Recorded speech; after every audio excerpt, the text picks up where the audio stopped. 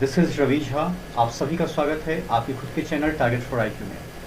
जैसा कि हम सभी जान रहे हैं कि बहुत ही जल्द झारखंड लोक सेवा आयोग के द्वारा आपके प्रिलिमिनरी एग्ज़ाम की डेट को डिक्लेयर किया जाएगा और उस डेट के साथ ही कहीं ना कहीं हम सभी की तैयारी एक अलग आयाम के ऊपर पहुंच जाती है। एज यू ऑल नो कि झारखंड PCSJ का सिलेबस कोई बहुत ज़्यादा नहीं है। गिनती के आपके 5 सब्जेक्ट हैं और वो 5 सब्जेक्ट एक ऐसे सब्जेक्ट हैं जो अमूमन हर स्टेट के अंदर आपको कॉमनली देखने को मिलते हैं। और मैं यानी कि मेरी कोशिश ये रहेगी कि आपके साथ उन सभी सब्जेक्ट के ऑलमोस्ट जो इम्पॉर्टेंट MCQs हैं उनको लेकर चर्चा की जा सके, उनको लेकर डिस्कशन किया जा सके, ताकि जब कभी भी आप उन MCQ को अपने एग्ज़ाम में देखें तो आपके अंदर कोई पैनिक सिचुएशन क्रिएट ना हो। क्योंकि सबसे ज़्यादा प्रॉब्लम जो मुझे व्यक्तिगत रूप से देखने को मिलती है वो ये देखने को मिलती है कि अक्सर हम लोग क्या करते हैं, आमतौर पे हम लोग आंसर को रट लेते हैं। जैसे पहले का A होगा, दूसरे का B होगा, तीसरे का D होगा, लेकिन वो क्यों होगा इस बारे में शायद कभी हम चर्चा नहीं करते हैं। तो आइए एक साथ मिलके इन सारे क्वेश्चंस को एक एक करके डिस्कस करते हैं। हालांकि कल की क्लास के अंदर मैंने आपके साथ सेक्शन 33 के बारे में चर्चा की थी, जहां पर आमतौर पर एक्ट जैसे शब्द को परिभाषित किया गया था और एक्ट का मतलब होता है a series of rightful act. उसके बाद जब हम बात करते हैं क्वेश्चन नंबर 51 की, तो ये बात करता है कि कॉमन इंटेंशन होता क्या है।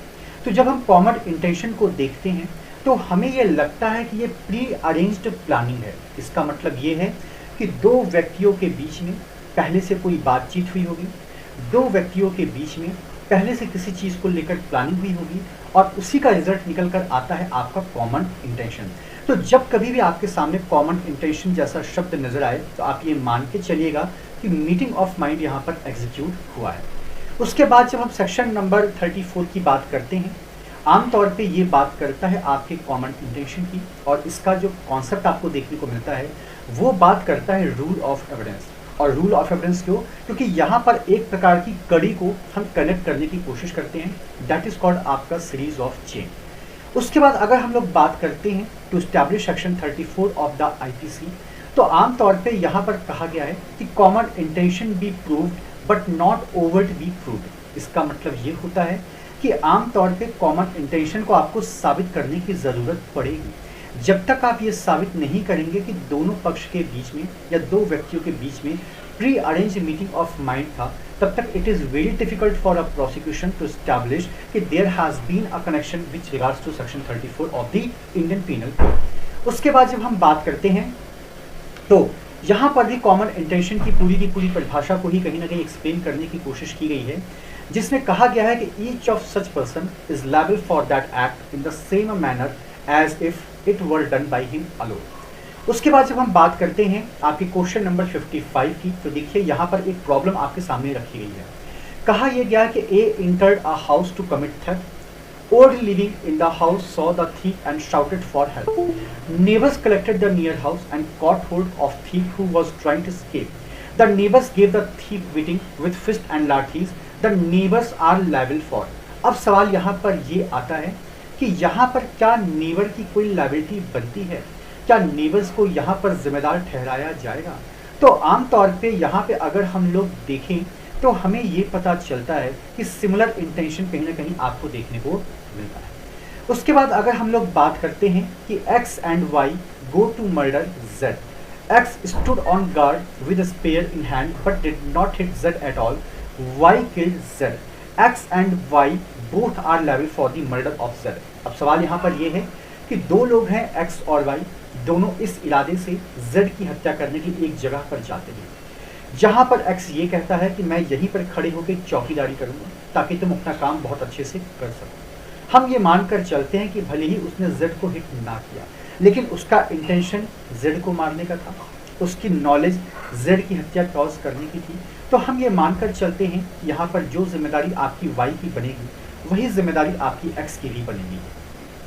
उसके बाद जब हम क्वेश्चन नंबर 57 की बात करते हैं तो ये कहता है when a criminal act is done by several persons in the furtherance of the common intention of all। तो यहाँ पे आमतौर पे हर एक व्यक्ति की पर्सनल लायबिलिटी रहती है। कोई व्यक्ति ये कहकर अपनी जिम्मेदारी से पीछे नहीं हट सकता है कि वो काम मैंने नहीं किया। आई नो कि वो काम आपके द्वारा नहीं किया गया, लेकिन उस कार्य का जो एक हिस्सा था या उस कार्य का जो एक पार्ट था वो पार्ट आपके द्वारा एग्जीक्यूट ज़रूर किया गया। उसके बाद अगर हम अगले सवाल पर आते हैं, तो जो अगला सवाल है वो आपका बात करता है कहीं ना कहीं आपके कॉमन इंटेंशन की।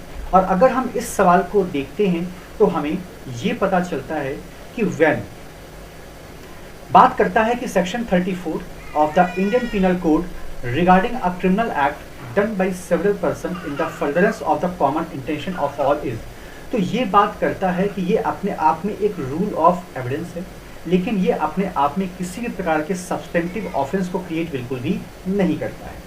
उसके बाद अगर हम लोग बात करते हैं कि which one of the following is not the ingredient of the section 34 of the IPC, तो हमें यहाँ पर पता चलता है कि यहाँ पर सेवरल पर्सन्स हैं, हमें यहाँ पर पता चलता है कि उनका कॉमन इंटेंशन है, और हमें यहाँ पर पता चलता है कि उनका मीटिंग ऑफ माइंड है। उसके बाद जब हम सवाल नंबर 60 की तरफ आते हैं, तो यहाँ पर भी आमतौर पे कॉमन इंटेंशन को लेकर ही बात कही गई है, और ये कहा गया है कि कॉमन इंटेंशन के लिए ज़रूरी नहीं है कि सभी व्यक्ति को सिमिलर बेनिफिट मिले। आमतौर पर हम यहाँ पर ये पाते हैं कि एक ऑफेंस कमिट किया गया है, वो ऑफेंस एक से ज़्यादा व्यक्तियों के द्वारा कमिट किया गया है, और हर व्यक्ति का उस ऑफेंस को कमिट करने में अलग अलग किरदार था, अलग अलग योगदान था, और उनकी अलग अलग प्लानिंग थी। उसके बाद जब सवाल नंबर 61 की बात करते हैं, तो ये कहता है if the act is lawful one and not a criminal act, and if in the course of such act any one of the person jointly doing that act commit an offence, then only the doer of the act shall be liable for it and not others, and section 34 of the IPC shall not be applied। अब देखिए इस सवाल क्या कहता है। ये कहता है कि देयर माइट बी पॉसिबिलिटी कि एक जगह पर एक से ज़्यादा व्यक्ति खड़े हैं, उन सभी का जो मीटिंग ऑफ माइंड था उसमें कहीं पर भी किसी भी ऑफेंस को कमिट करने की कोई भी इरादा नहीं था। समय जैसे जैसे आगे बढ़ता है उनमें से कोई एक ऐसा व्यक्ति होता है जो उस ऑफेंस को कमिट कर देता है, तो जाहिर सी बात है वहाँ पर आपका सेक्शन 34 नहीं लगेगा, क्योंकि बाकी के जो मेंबर्स थे दे आर प्योरली अनअवेयर, वो अनअवेयर थे। उसके बाद यहाँ पर बात की गई है कि which of the following statement is not correct, तो आमतौर पर यहाँ पर जो ऑप्शन बी आपका दिया गया है ये बात करता है in an act done by several person the act being criminally only by reason of its being done with criminal knowledge or intention. All persons joining in the act, irrespective of such knowledge or intention, will be held for the act. तो आमतौर पे यहाँ पे हर वो व्यक्ति जो join हो रहा है सिर्फ इस आधार पे कि वो सिर्फ ज्वाइन हो रहा है, हम उसके ऊपर जिम्मेदारी को इम्पोज नहीं कर सकते हैं। हमें ये भी देखना पड़ेगा कि क्या उसका इंटेंशन था, हमें ये भी देखना पड़ेगा कि चलिए ठीक है इंटेंशन हो ना हो that is a different part, लेकिन क्या उसको इस बात की तनी भी जानकारी थी। उसके बाद अगर हम लोग सेक्शन 34 की बात करते हैं तो ये कहता है कि physical presence is necessary for participation but not in all cases. इसका मतलब ये है कि आपकी भौतिक उपस्थिति आवश्यक तो है, लेकिन सभी परिस्थितियों में हो ऐसा बिल्कुल भी होना नहीं चाहिए। उसके बाद यहाँ पे जब हम सवाल नंबर 64 की बात करते हैं तो ये बात करता है वाइकेरियस क्रिमिनल लायबिलिटी के लिए सेक्शन 34 और 149 दोनों का ही समावेश आपको देखने को ज़रूर मिलेगा। उसके बाद अगर हम लोग बात करते हैं सेक्शन 34 और 149 में क्या डिफरेंस आपको नज़र आता है, तो हमें यह पता चलता है कि 149 एक प्रकार का स्पेसिफिक ऑफेंस क्रिएट करता है, जबकि 34 में ऐसा बिल्कुल भी देखने को नहीं मिलेगा। उसके बाद अगर हम लोग बात करते हैं तो हमें ये पता चलता है कि सेक्शन 34 के अंदर एक प्रकार से एक्टिव पार्टिसिपेशन का होना ज़रूरी है, लेकिन अगर हम 149 की बात करते हैं तो हमें ये पता चलता है कि उसके अंदर अगर आप पैसिव मेंबर्स भी हैं, आप उस अनलॉफुल असेंबली की, that would be sufficient for you to book under this section. ठीक है। उसके बाद अगर हम लोग इसके अगले सवाल की तरफ आते हैं तो अगले सवाल में आपको ये देखने की ज़रूरत होती है कि पर्टिकुलरली 34 और 149 में आपको किन चीज़ों का साफ डिफरेंस देखने को मिलता है। अब यहाँ पे अगर हम लोग बात करते हैं तो एक प्रॉब्लम आपके सामने रखी गई है जिसमें कहा गया है 5 persons take illegal possession of a field. The owner of the field collects his supporters and goes to the field for ousting the trespasser therefrom. In the free fight which ensues, the trespasser kill one person from the complainant side. All the accused can be convicted. अब सवाल यहाँ पर ये आता है for the individual injuries caused to the members of the complainant party. तो ये आपके लिए एक बेहतर विकल्प के रूप में देखने को मिलेगा। सवाल समझिए क्या कह रहा है कि 5 व्यक्तियों ने किसी फील्ड का इलीगल तरीके से पोजीशन ले लिया। जब ये बात ओनर को पता चली तो वो अपने सपोर्टर के साथ वहाँ पर गया और फ्री फाइट हुई, जिसमें ट्रेसपासर ने एक व्यक्ति को मार दिया जो कंप्लेनेंट साइड का था। अब क्या यहाँ पर सभी अक्यूज को कन्विक्ट किया जा सकता है? तो आमतौर पे यहाँ पर विकल्प दिया गया है for the individual injuries caused to the member of the complainant party. जाहिर सी बात है लायबिलिटी वहाँ पर बनेगी, ठीक है। उसके बाद यहाँ पे अगर हम लोग बात करते हैं A intentionally cause Z death partially by illegally omitting to give Z food and partially by beating Z is liable for murder by virtue which of one of the following sections of the IPC। तो ये आपको section 36 में देखने को मिलेगा। उसके बाद अगर हम लोग बात करते हैं A intentionally cause B's death partially by illegally omitting to give B food and partially by beating, A has committed the offense of the murder। यानी कि आपका इंटेंशन, आपका नॉलेज दोनों क्लियर था। ये बात अलग है कि आपने उस एक्ट को दो अलग अलग हिस्सों में परफॉर्म किया। उसके बाद अगर हम लोग बात करते हैं कि जो आपकी लैंग्वेज होती है सेक्शन 105 में, ठीक है, तो ये आपको देखने को मिलता है सेक्शन 39 ऑफ द IPC। और यहाँ पे अगर हम लोग बात करते हैं तो यही सेक्शन आपका बात करता है आपके वॉलंटरी की, ये भी आपको सेक्शन 39 में नजर आएगा। उसके बाद अगर हम लोग बात करते हैं कि A sets fire by night to an inhabited house in a large town for the purpose of facilitating to commit a robbery and thus cause the death of the B। तो हम ये मानकर चलते हैं कि ए ने जो कांड किया है उसका उद्देश्य सिर्फ रॉबरी कॉज करने का ही नहीं था, बल्कि वो हत्या भी करना चाहता था। उसके बाद अगर हम लोग बात करते हैं कि ऑफेंस को कहाँ पर डिफाइन किया गया है, ये आपका धारा 40 में डिफाइन किया गया है। उसके बाद ऑफेंस के रिगार्डिंग फिर आपके धारा 40 की बात की गई है।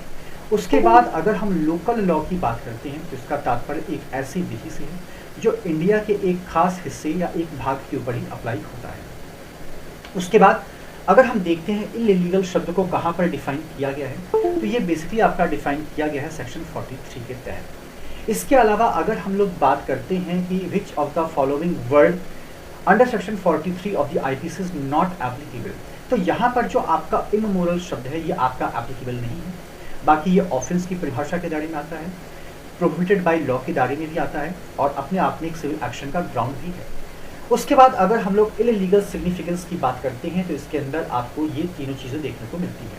अगर हम लोग सवाल नंबर 80 की तरफ आते हैं तो इसमें कहा गया है कि as per the definition in the Indian Penal Code the word injury denotes any harm illegally caused to any person in body, in mind, in reputation और इन प्रॉपर्टी।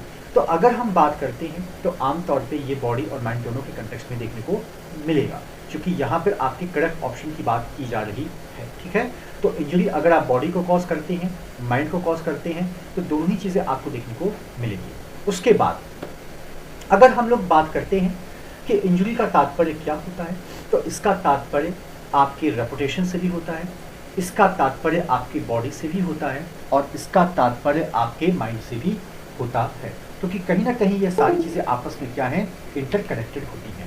उसके बाद अगर हम लोग बात करते हैं कि under section 45 of the IPC ये किस बारे में बात करता है, तो ये बात करता है ह्यूमन बीइंग की लाइफ के बारे में। उसके बाद गुड फेथ की बात करते हैं तो इसके अंदर हमें देखने को मिलता है जब कोई कार्य प्रॉपर केयर और अटेंशन के साथ किया जाता है तो। उसके बाद अगर हम लोग बात करते हैं सेक्शन 52 की, तो इसके अंदर भी गुड फेथ की बात ही की गई है, जहाँ पर आपको ड्यू केयर और अटेंशन देखने को मिलता है। उसके बाद अगर हम लोग बात करते हैं कि हार्बरिंग का मतलब क्या होता है, इसका मतलब ये होता है कि आप किसी को शेल्टर दे रहे हैं, आप किसी को शरण दे रहे हैं, और इसका प्रावधान आपको सेक्शन 52A में देखने को मिलेगा। और इसका मतलब ये होता है कि ऑफेंस के कमिट होने से पहले, उसके दौरान या उसके बाद। उसके बाद अगर हम लोग बात करते हैं कि आमतौर पे अभी वर्तमान में कौन सी पनिशमेंट है जो IPC में एग्जिस्ट नहीं करती है, तो जो आपका ट्रांसपोर्टेशन फॉर लाइफ है ये आपका एग्जिस्ट वर्तमान में नहीं करता है।